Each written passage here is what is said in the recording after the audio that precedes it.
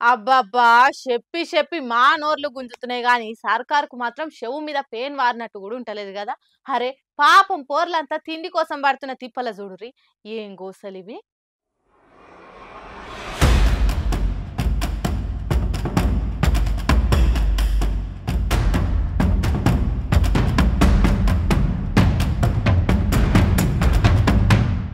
ఏం రో పోరలంతా అన్నం బాగానే పట్టుకొని రోడ్డు మీద కూర్చుర్రు. ఓ చిన్న ఏమైందో జర చెప్పరాదురి.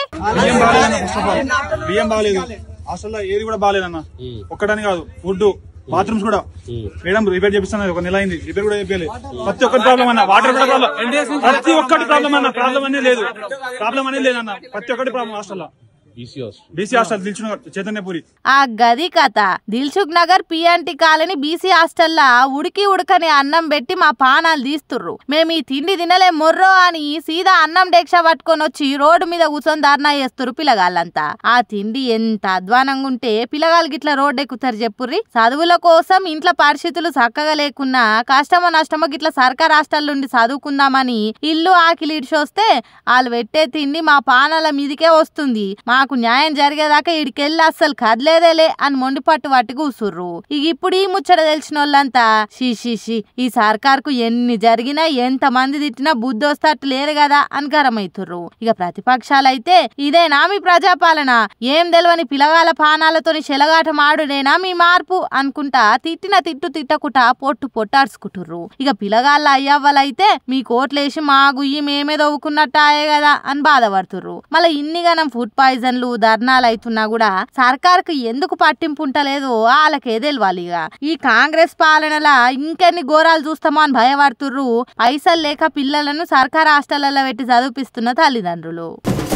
రైతు బంధు పథకం పేరు మార్చటానికి కొన్ని రోజులు చెట్లు పుట్టలకు రైతు బంధు వడకుండా ఉండేటందుకు కొన్ని రోజులు, కొత్త జాబితా తయారు చేసేటానికి మరికొన్ని రోజులు అనుకుంటా రైతు భరోసా పథకానికి ఇగో గిన్ని దినాలు చేసిండ్రు.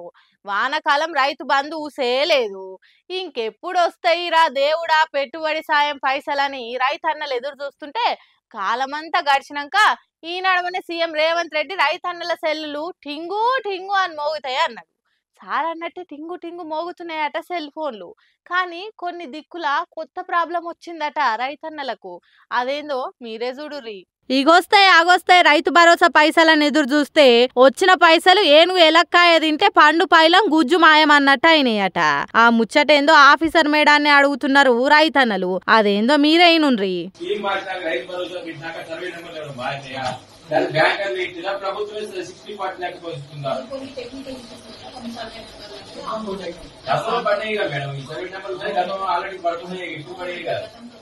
అర్థమైందా? సీఎం సార్ చెప్పినట్టే మా సెల్లులు టింగు టింగు అని మోగినాయి గాని బ్యాంక్ అకౌంట్లకు ఒక్క పైసా రాలేదంటున్నారు రైతన్నలు. ఆగో ఇదెక్కడి కథ, పైసలు పడ్డట్టు మెసేజ్ వచ్చింది గాని తీరా అకౌంట్ చూసుకుంటే ఖాళీగా ఉన్నాయి. అంటే ఏమన్నట్టు సర్కార్ రైతు భరోసా ఇచ్చినట్ట ఇయ్యనట్ట? మేము ఆల్రెడీ ఇచ్చినవని చేతులు దులుపుకుంటే మా పరిస్థితి ఏం కావాలి అని బాధపడుతుర్రు. వ్యవసాయ ఆఫీసర్ల తానికి వచ్చి ఇప్పుడు మేమేం చేయాలి అని లబలబం మొత్తుకుంటుర్రు. సూర్యాపేట జిల్లా మఠంపల్లి అనే ఊర్లే రైతన్నల పరిస్థితి ఇది. సర్కార్ ఆఫీసర్ మేడం ఏమో టెక్నికల్ ఇష్యూ ఉన్నది కాబట్టి అట్లా అవుతున్నది, ఏం కాదు మీ పైసలు మీకు వస్తాయని అంటున్నది. కానీ రైతన్నలు మాత్రం ఇంతకు ముందు లేని టెక్నికల్ ప్రాబ్లం ఇప్పుడు ఏడు నుంచి వచ్చింది మేడం, మున్పటి సర్కార్లా ఇట్లేం జరగలేదు కదా, సర్కార్ మారంగానే టెక్నాలజీ మారిందా లేకుంటే గ్రహాలు ఏమన్నా గతి తప్పినాయా అన్నట్టు గట్టిగానే అడిగిండ్రు రైతన్నలు.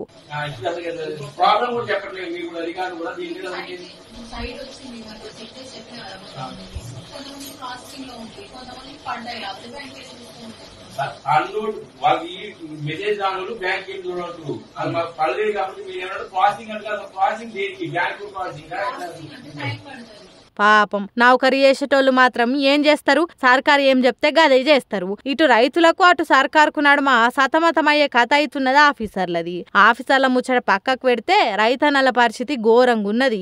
ఏందిరా ఈ గోస, ఇన్ని రోజులు ఎదురు చూసి చూసి కండ్లు కాయలు కాసినాయి. ఇప్పుడు ఆఫీసర్ల చుట్టూ తిరిగితే కాళ్ళ చెప్పులు అరిగేటట్టున్నాయని రంది పడుతున్నారట రైతన్నలు. పాపం ఏందో ఏమో గాని రైతన్నలకు భరోసా ఇయ్యాల్సిన ఆ పథకం ఉన్న భరోసానే లేకుండా చేస్తున్నదని అంటుర్రు ఈ ముచ్చట ఎరకైనోళ్ళు.